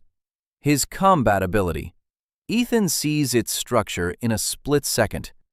Spatial slash, A rank, an invisible blade of compressed space. It cuts through everything. Concrete, steel, flesh. Ethan is no longer there. He jumped to the left a second before the strike. Minji gave him that second. The cut runs through the spot where he was standing. The concrete roof splits in a straight line, 30 centimeters deep. If he'd stayed put, it would have cut him in half. Plan. Element 1. Temperature control plus humidity control. The rainwater on the roof freezes instantly.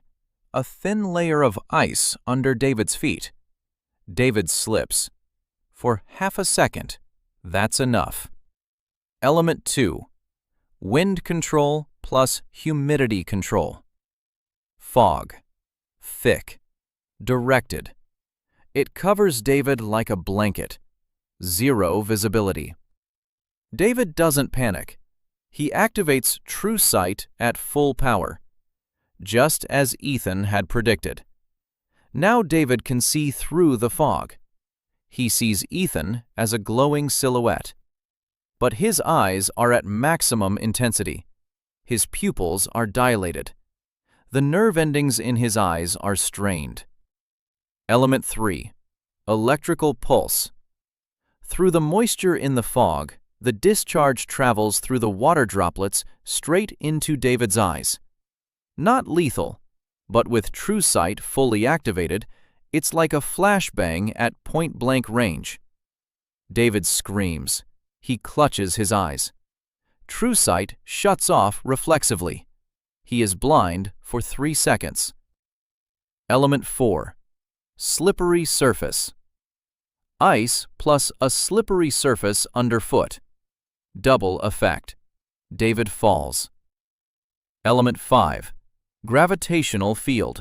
B rank, maximum power. Ethan presses David to the ground. David presses himself against the wet concrete. He tries to stand up. He can't. Gravity is tripled. Element 6. Ethan approaches. Strike enhancement plus body fortification. His fist glows. He strikes the concrete 5 centimeters from David's head. The roof cracks. A crater. Concrete shards fly in all directions. David freezes. He realizes the next blow won't be aimed at the concrete. Ethan stands over him. It's pouring rain. 6 abilities at once. His body is burning. His mana is running out. He has maybe 30 seconds left. Then, blackout. But David doesn't know that. David sees a boy who, in 4 seconds, neutralized an A-rank agent by using 6 abilities as a single mechanism. Minji's voice comes over the radio. He's in shock, total shock, fear, and Minji stumbles over his words, and respect. Ethan leans toward David. He speaks softly. He says he won't kill him. He says he wants David to go to So-yeon and tell her one thing. Tell her that her mother didn't die in vain. Tell her that I know where mine is. David lies on the wet concrete and looks up at the boy. His eyes are recovering. True Sight turns on again. He sees Ethan. All 16 abilities. He sees that his mana is almost at 0. He sees that the boy can barely stand. He sees that in 10 seconds he'll fall. And he doesn't attack. Because the boy could have hit him in the head, but hit the concrete instead. Could have killed him, but chose to talk. Could have run, but stayed put. David closes his eyes. Minji's voice on the radio. He's giving up. Not physically. Inside. Something inside him has broken. Ethan turns off the gravitational field. David slowly gets to his feet. They stand on the wet roof facing each other. David says Ethan is an idiot. that he could have died, that his plan was calculated down to the second, and one mistake would have cost him his life. Ethan says he knows. David asks how he knows about So-yeon's mother. Ethan says he found his father's partner's name in the documents. He traced the connections. So-yeon's mother covered for Park Jun-ho's escape. She was killed. So-yeon built her career on revenge. Ethan understands that, and he doesn't blame her. David is silent. Then he says he'll pass the message on, and he walks toward the stairs. He stops at the door. He says the agents downstairs won't leave until he says so. Ethan says he knows. David says 10 minutes. Then I'll say the target is gone. Get out of here. Ethan nods. David leaves. Ethan stands on the roof. It's pouring rain. His legs are buckling. His mana is at 0. His body is burning. He did it. He survived. Minji's voice comes over the radio. It's breaking up. How are you? Ethan says, fine. Minji says, you're lying. Ethan smiles. He says, yeah, I'm lying. Emily runs out from around the corner of the building below. She's wearing a glove. Her eyes are wild. She runs up the stairs 3 steps at a time. She jumps out onto the roof. She sees Ethan. She sees that he's standing there. She sees that David isn't there. She says, I almost jumped off the 3rd floor. Ethan says, why? Emily says, because I thought he'd killed you. Ethan says everything's fine. Emily walks over. She looks at the crater in the concrete, at the ice on the roof, at the traces of the fight. She says quietly, you're really crazy. Then she grabs him by the shoulder and drags him downstairs because they have 10 minutes. In the van, Minji is waiting with the engine running. She doesn't know how to drive, but Emily does. They drive off, through the city, through the rain. Ethan sits in the back seat and stares out the window. He's shaking, the after effects. The adrenaline is wearing off. His hands feel like someone else's. Minji turns around from the front seat. She hands him a thermos of hot tea. Ethan takes it. He drinks. His hands stop shaking.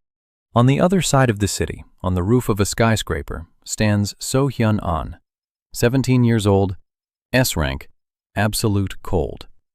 She isn't here on a call. She's here because 3 days ago, her sensors detected anomalous activity in the Gangnam area. She came to check it out and stumbled upon traces of the many-faced one. She stands on the roof and looks down. The rain doesn't touch her. The drops freeze in the air around her into fine, icy dust. She saw the fight on the warehouse roof, not up close, from a distance, through binoculars. She saw how the boy in the hoodie neutralized the Control Bureau agent. She saw 6 abilities. She saw precision. She saw how he struck the concrete, not the head. So-hyun puts away the binoculars. Her face is impassive. Cold, as always. Inside, it's not cold. Inside, there's a question. Who are you? Further away, a silhouette is reflected on the glass of the skyscraper across the street. Chae-rin Park, 20 years old, head of the Black Stone Guild. Energy absorption. She was watching too. She has been watching the many-faced one since that night in Gangnam. Her intelligence works faster than the bureau's. She knew who he was even before David did. But she didn't come. She didn't reveal it. Because the boy on the roof used 6 abilities. 6. The structure is similar to her own, absorption, but different, deeper, wider. Chae-rin presses her palm against the glass. The glass beneath her fingers loses its color. The energy is draining away. She can't control it. She pulls her hand back, a fingerprint on the glass, a dead, gray fingerprint. Chae-rin looks at it, then at the city below. Somewhere out there, in a van, a boy she can touch is driving away. She doesn't know it yet, but she'll find out soon. 4 women are looking at the same city.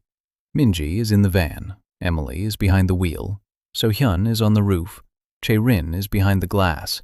And somewhere in the basement of the Control Bureau, So-Yun Chae listens to David's report and, for the first time in 10 years, doesn't know what to do. A new rift begins to glow in the sky behind the clouds, larger than all the previous ones. The Pacific Sector. Sensors classify it as potentially off the charts, but today, no one cares. Today, the whole world is watching the video of the boy in the mask and wondering who he is. And the boy is sitting in a van, drinking tea from a thermos. And next to him are two people who just risked everything for him. And somewhere in the city, there are two more whom he doesn't even know. Not yet. Ethan finishes his tea. He closes his eyes. The voice inside is quiet, different, not the cold analyst. Warm, almost fatherly. You did it. The first step. Ethan opens his eyes. He looks at Minji. He looks at Emily. He says, "Thank you." Minji smiles. Emily says, "Don't thank us, explain. You promised to tell us everything." Ethan sighs. He leans back in his seat and begins to tell his story. Ethan tells everything. Almost everything. Sitting in the back seat of the van while Emily drives through Seoul at night. The archive. Absorption. Structural vision. The 16 abilities. His father. The Bureau. Department 9. Minji listens in silence. Headphones around her neck. She feels every word. No lies, no half-truths. For the first time, Ethan is being open, bitter, heavy, but real. Emily listens and drives. Her hands on the wheel are white from gripping it so tightly. When Ethan finishes, she is silent for a minute. Then she says he's an idiot for not telling her sooner. Then she says she's with him. Minji says she is too. Ethan looks at them.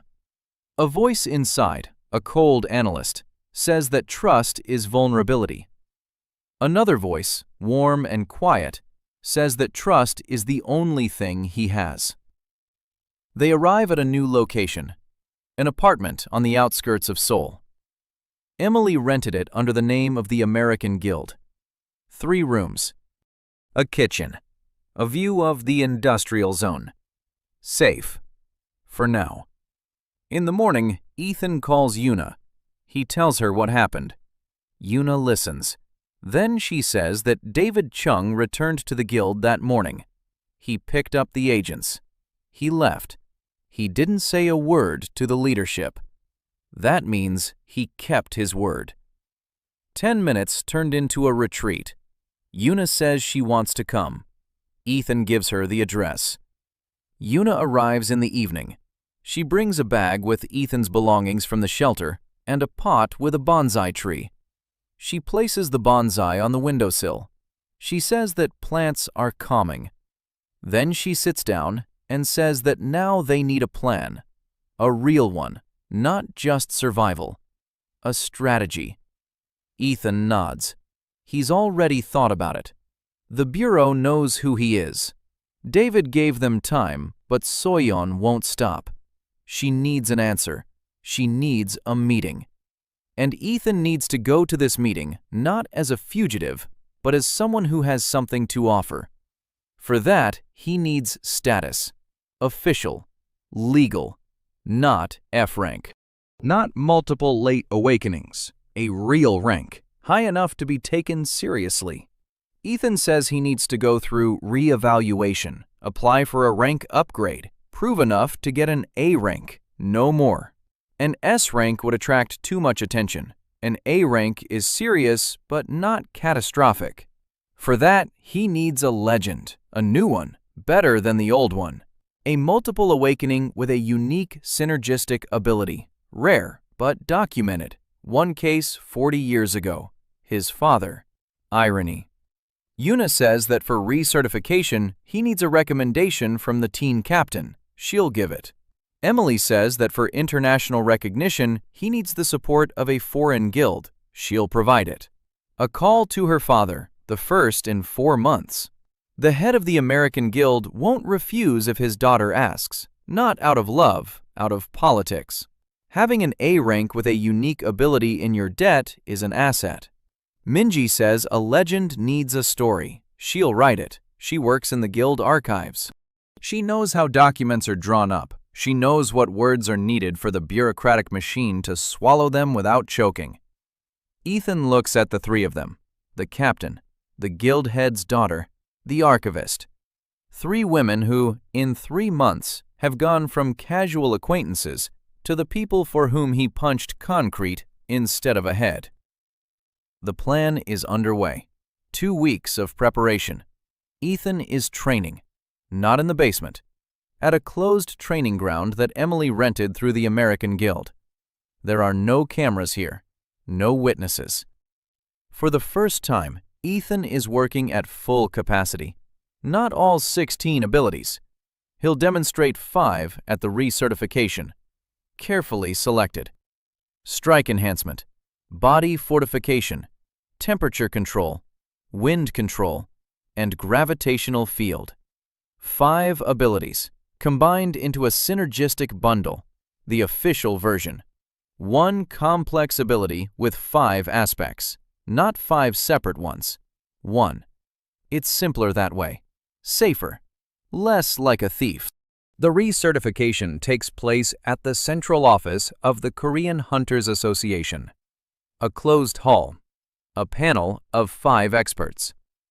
Yuna stands nearby as captain. Ethan steps into the center of the room. He demonstrates the combination. 5 aspects, simultaneously.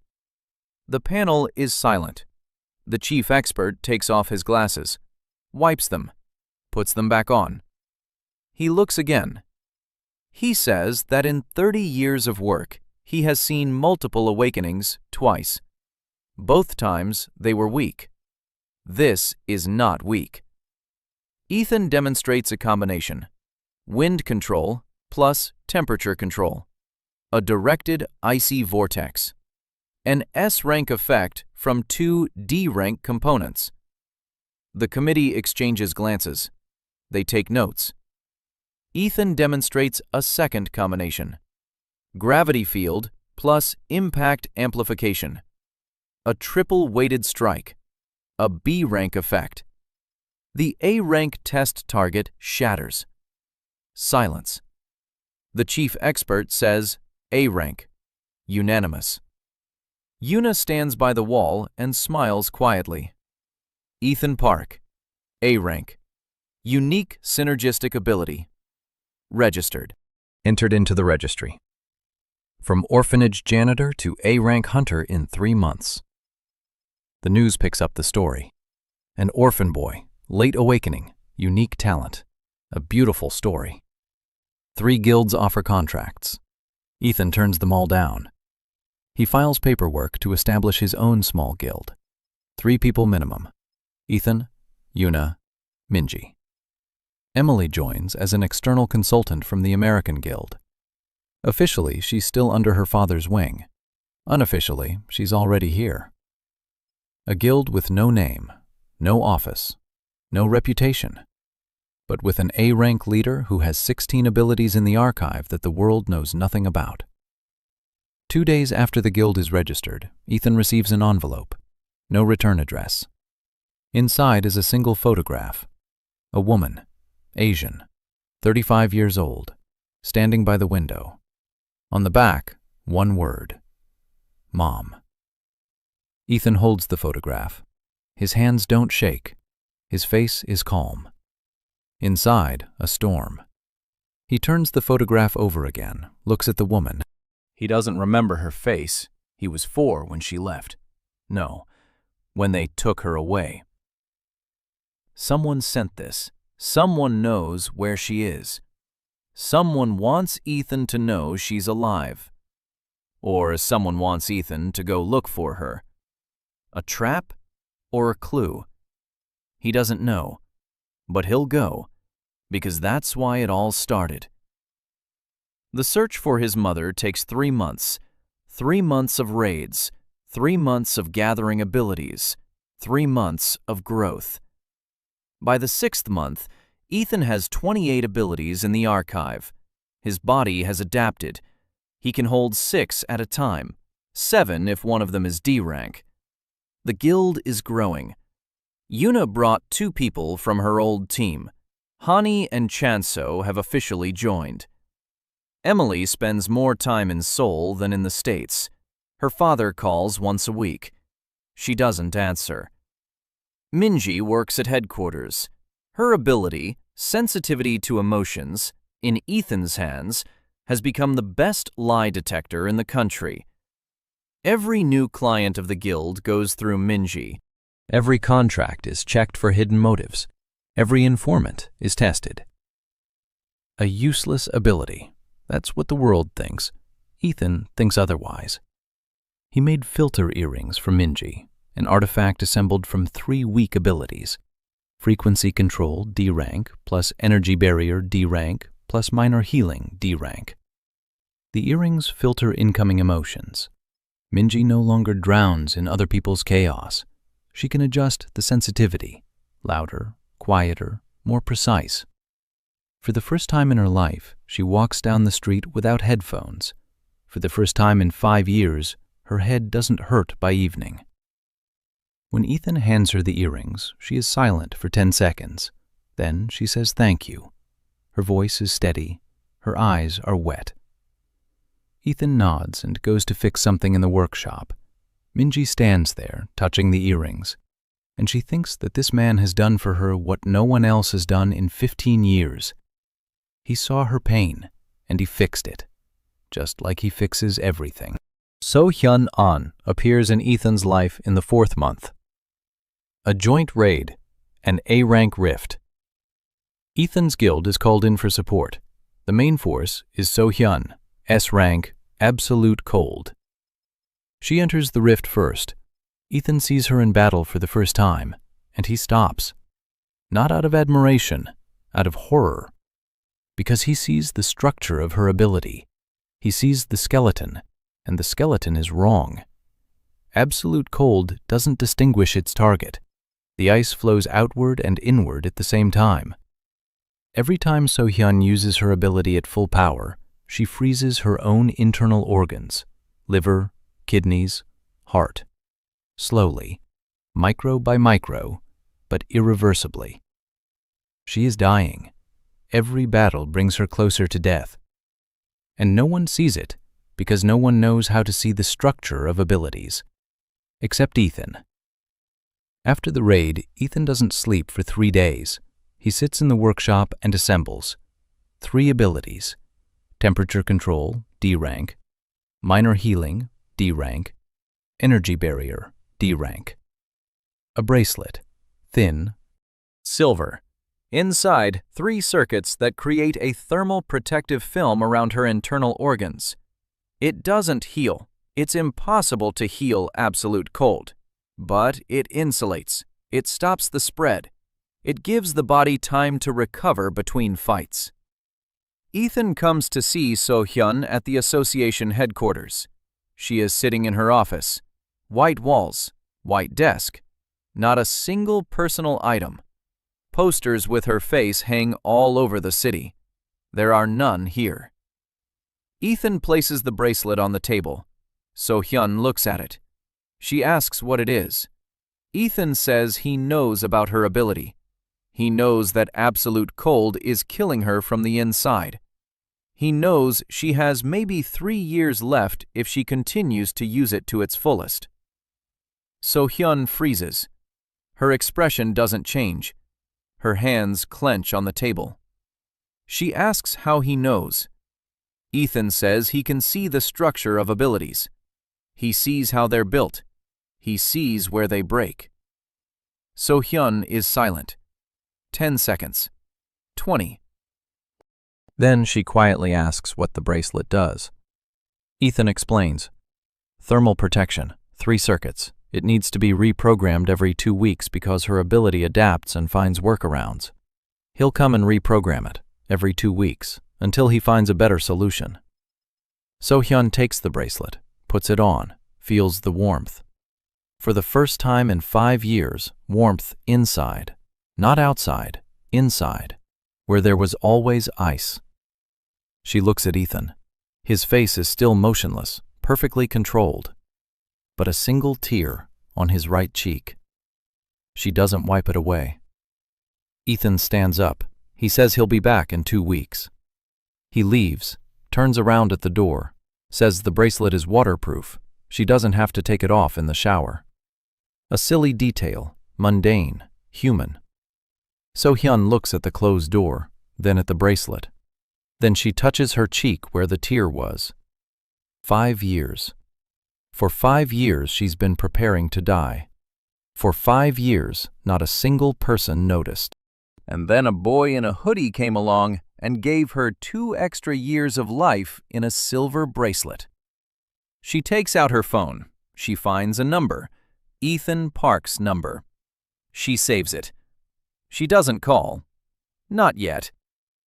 A photograph of his mother leads Ethan through 3 cities: Seoul, Busan, Incheon. Minji works with informants. Her filter earrings allow her to determine exactly who is lying and who isn't. Emily uses the American Guild's connections to access international databases. Yuna covers their rear. By the 6th month, they find a lead. Ethan's mother is being held in a secure medical facility under the Bureau's control.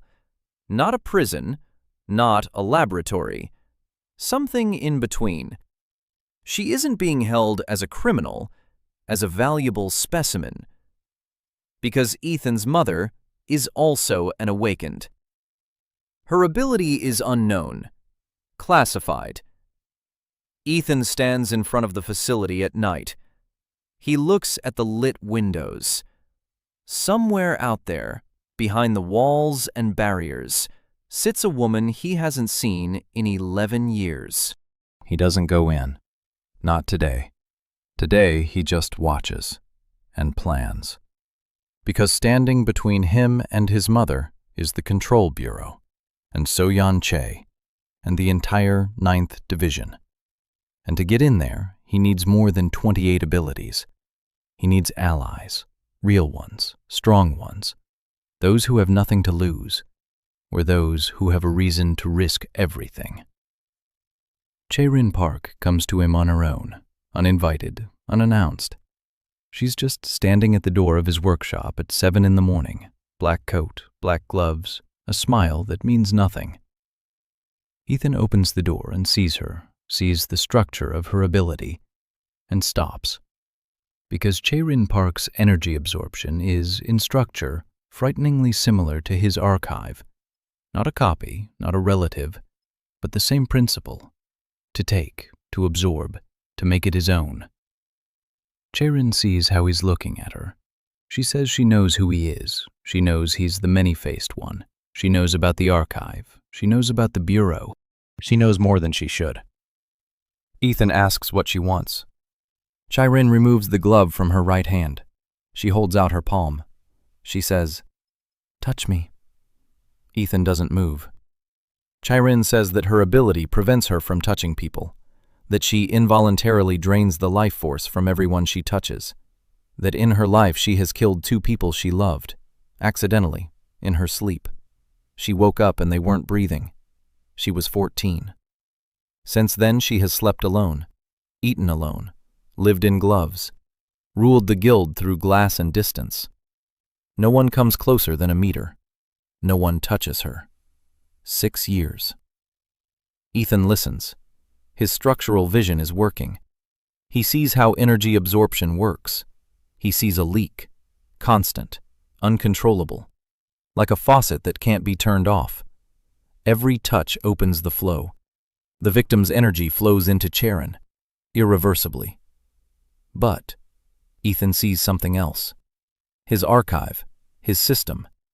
It works on the same principle. absorption of the incoming flow. If Charon touches him, her leak will go into his archive. The archive absorbs it as yet another incoming flow, neutralizes it. Charon won't take his life force, because his body is used to absorbing what is foreign. Ethan reaches out, takes her hand. Charon flinches, a reflex. 6 years without touch. 6 years of waiting for the next contact to kill someone. Ethan holds on, doesn't let go. His archive hums, absorbs the leak, turns it into background noise. Nothing happens. 5 seconds. 10. 20. Ethan stands there, holding her hand. Charon looks at their joined palms, then at Ethan, then back at her palms. Her legs buckle.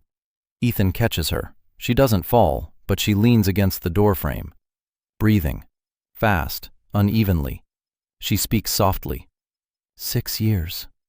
Ethan nods. Charon closes her eyes, opens them.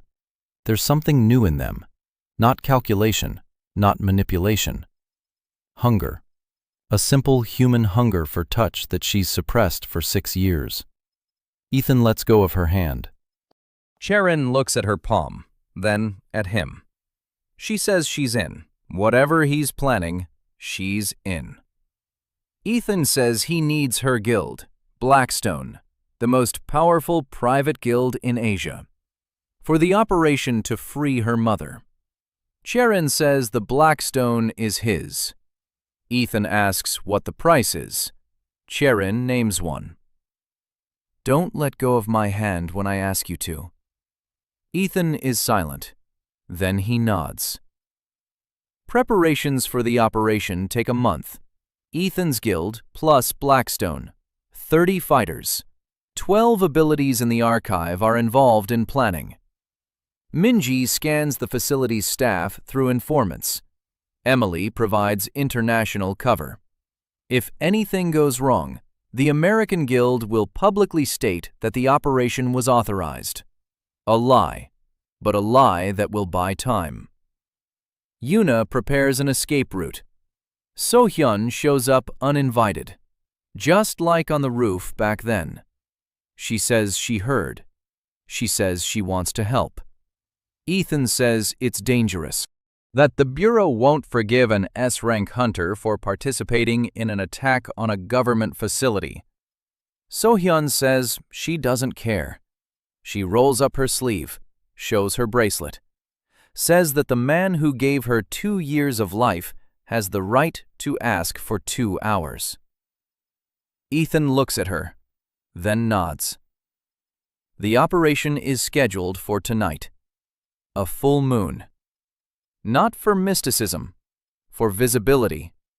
Moonlight plus Ethan's wind control to disperse the clouds. Clear skies. Good visibility for the Blackstone snipers. Bad for the guards, who are used to the dark. Ethan stands in front of a map of the facility. His team surrounds him. Yuna, Minji, Emily, So-hyun, Chae-rin. 5 women. Each came to him by her own path. Each stayed for her own reason. Ethan assigns roles. So-hyun goes first. Absolute cold shuts down the security systems. Electronics don't work at -80 degrees. Chae-rin goes second.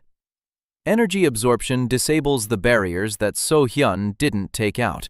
Yuna grows roots through the foundation, creates a path inside bypassing the doors. Emily breaks through the wall where there are no load-bearing structures behind it. One strike, focused, deep inside.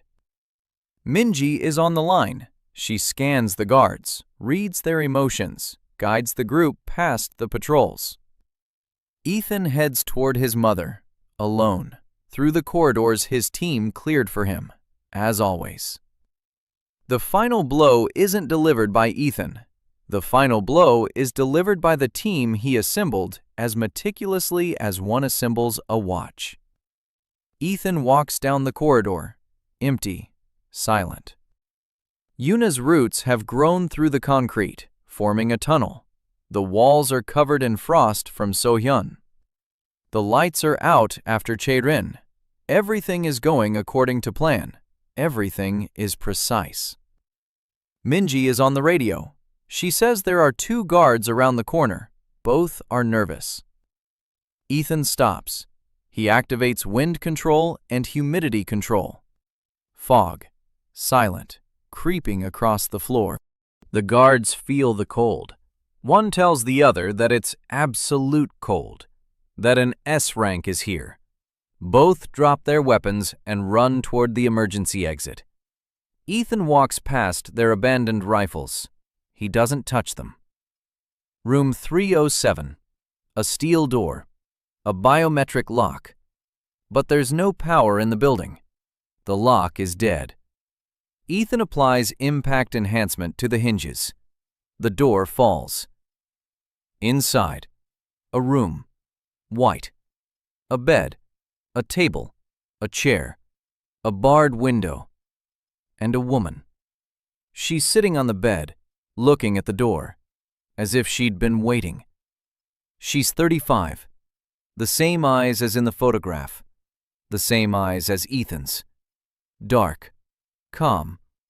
Too calm for someone whose building has just been broken into. Ethan stands in the doorway. He looks at her. She looks at him. Mom. The word just slips out, unplanned, unthought out.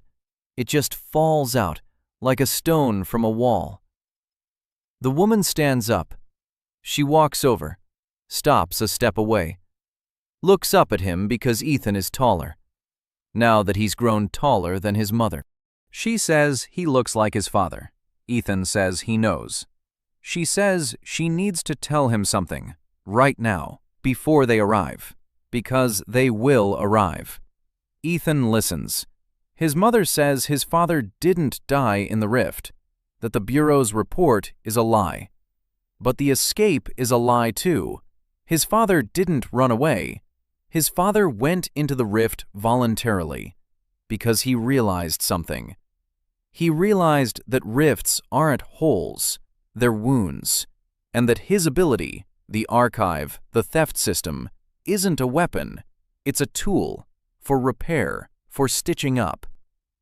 His father went into the deepest rift in the Pacific sector to try to close it from the inside. He didn't come back. But Rift 7714 hasn't expanded in 40 years, the only one of them all. All the others are growing. This one stands still, as if someone is holding it back. Ethan listens. 2 voices inside. The cold analyst calculates probabilities and builds theories. The warm voice is silent. Silent for the first time ever. Because the warm voice is his father. A fragment of his consciousness transferred through the archive. And now the fragment hears the truth about itself. His mother says there is something else. Someone very high up in the government saved Ethan at birth. Didn't kill him. Didn't erase him. Hid him. Waited. This man watched over Ethan for all 15 years. He placed him in a guild-run orphanage instead of a regular one. He made sure he was near the awakened, waited for the awakening. And when Ethan awakened, this person sent a photo of his mother. Not the Bureau, not Soyan. That person. Who is he? His mother shakes her head. She doesn't know. But he'll come, soon. And he'll want something in exchange for 15 years of protection. A siren. The building wakes up. Emergency generators. Backup power. Security is regrouping. Minji's voice over the radio. They're coming. Lots of them. 20. 30. And among them, Minji stumbles. Among them is So-yeon Chae. In person. Ethan takes his mother by the hand, leads her to the exit, through the corridors, past Yuna's roots, to the wall Emily broke through, out onto the street. So-yeon stands by the breach. A ring of ice surrounds her. Security doesn't approach. Can't. 80 degrees below zero within a 10-meter radius. On her wrist is Ethan's bracelet, It glows. It works. It protects her from the inside while she protects them from the outside. Jae-rin stands nearby. Her gloves are off. Her palms are bare. She touches the wall, and the wall dies. The concrete crumbles. The rebar rusts in seconds. The path widens. Yuna grows a staircase of roots from the 3rd floor to the ground. Emily stands below, a glove on her hand. She covers the descent. Ethan leads his mother down, over the roots, over the ice, through the breach, out onto the street. Minji's van is waiting with the engine running. They get in. They drive away. Behind them, the building is covered in frost and cracks. Sirens, screams. Soyeon Cho steps out onto the roof and watches the van drive away. She could have stopped it. She has 30 agents. But she stands and watches. Because David Chung relayed Ethan's words to her. Her mother did not die in vain. And for the first time in 26 years, Soyeon doesn't know what to do with this. In the van, Ethan sits next to his mother. She is holding his hand. His archive is humming, absorbing something. Not an ability, something else. Warmth. Just warmth. Motherly. Human. The archive doesn't know what to do with it. Neither does Ethan. He just holds her hand and looks out the window. Rain. Rain again. In the front seat, Emily is driving and silent. Minji sits next to her and cries quietly. Not out of sadness, because of what she feels. Something is coming from Ethan that she has never felt before. Not calmness, not calculation, not fear. Peace. Real. Deep. The peace of a person who has found what they were looking for. A year has passed. Ethan Park is 16. Officially, A rank. Unofficially. 41 abilities in the archive. His body has expanded. His wiring can handle 8 active abilities at once, 9 if one of them is D rank. The guild has grown. 20 fighters. Its own headquarters on the outskirts of Seoul, a workshop, a training ground, a dormitory, a dining hall where Ethan still cooks himself because body analysis allows him to tailor a diet for each fighter. His mother lives in an apartment 1 floor above, under protection. Her ability remains classified. She doesn't talk about it. Ethan doesn't press her. It's enough for him that she's nearby, that she laughs when Emily rants about Korean bureaucracy, that she teaches Minji how to make kimchi, that she talks to Yuna about plants for hours. Soyeon Chae arrived 3 months after the operation, alone, without agents, without a weapon, in a cheap suit with a coffee stain on the sleeve. She sat down in Ethan's office, looked at him, said she'd spent 26 years building a career to find him, that her mother had died shielding his father, that she had a right to hate. Ethan said she did. Soyeon said the hatred had ended. Somewhere between David's words and the moment she stood on the roof watching the van drive away, she was tired of hating a dead man and his living son. Ethan offered her tea, instant, cheap, the kind she drinks, he remembered. Soyeon looked at the cup, then at Ethan, then she drank it. Now Soyeon works with Ethan's guild as a liaison to the bureau, unofficially. Officially, she's still the head of the 9th. Unofficially, the 9th no longer hunts the thief. The 9th protects the thief. Because Soyeon understood what Ethan's mother understood and what his father understood 40 years ago. Once the rifts can be closed, and the only one who can do it is the boy from the archive. Ethan stands on the roof of headquarters. Night. The city below glows. The rifts flicker on the horizon.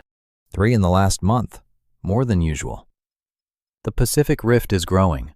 The sensors are showing activity not seen in 40 years.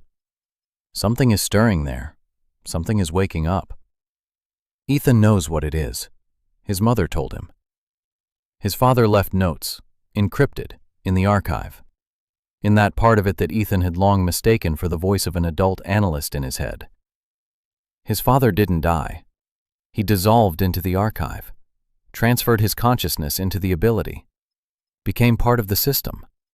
40 years of experience, 40 years of thoughts, 40 years of loneliness inside his own son.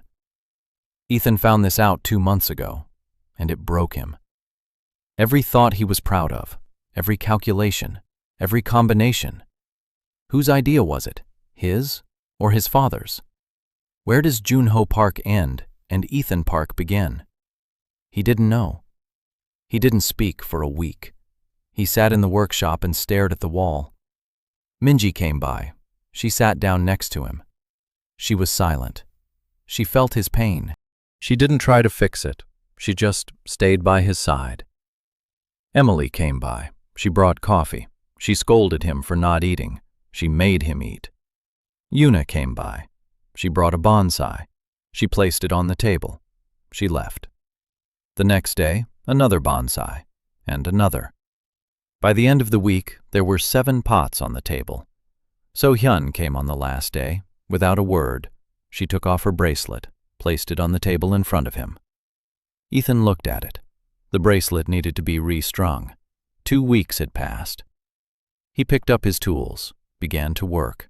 His hands remembered. His mind started working. Not his father's voice, his own mind. Because his father didn't know how to rethread bracelets.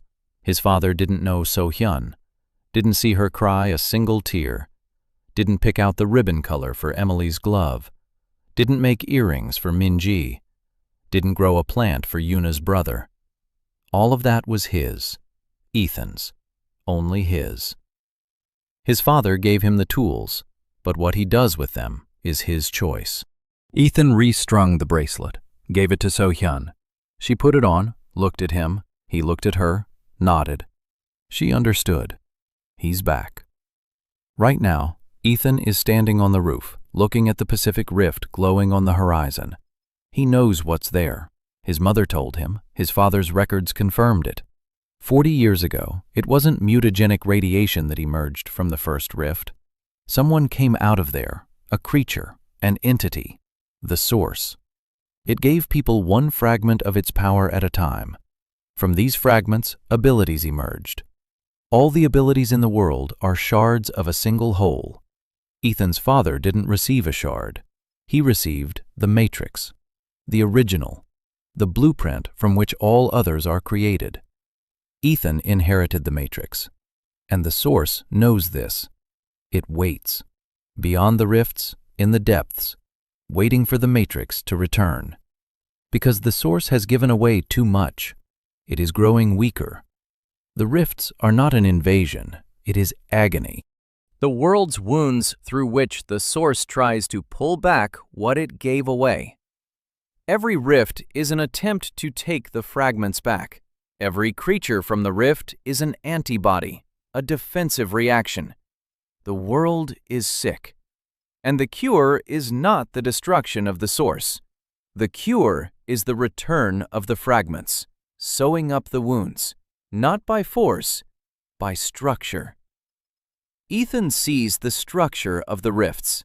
He sees how they're built. He sees the stitches his father applied to Rift 7714 40 years ago. Rough, imprecise, but effective. His father has held one rift for 40 years. One out of hundreds. Ethan can do more. He has 41 abilities. He has a team. He has 5 women, each of whom carries a fragment of the source within her, just like all the awakened on Earth.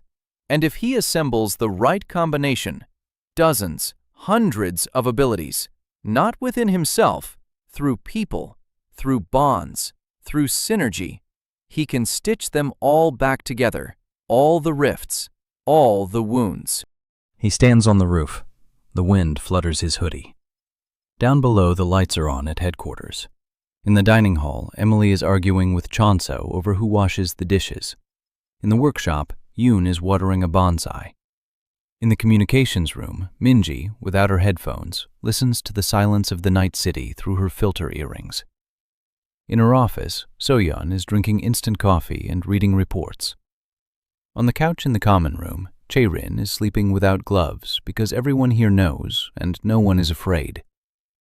In the kitchen, Tana's mother is chopping vegetables for tomorrow's soup, and on the other side of the city, in her white apartment, So-yeon touches the bracelet on her wrist and, for the first time in 5 years, thinks not about how much time she has left, but about what tomorrow will bring.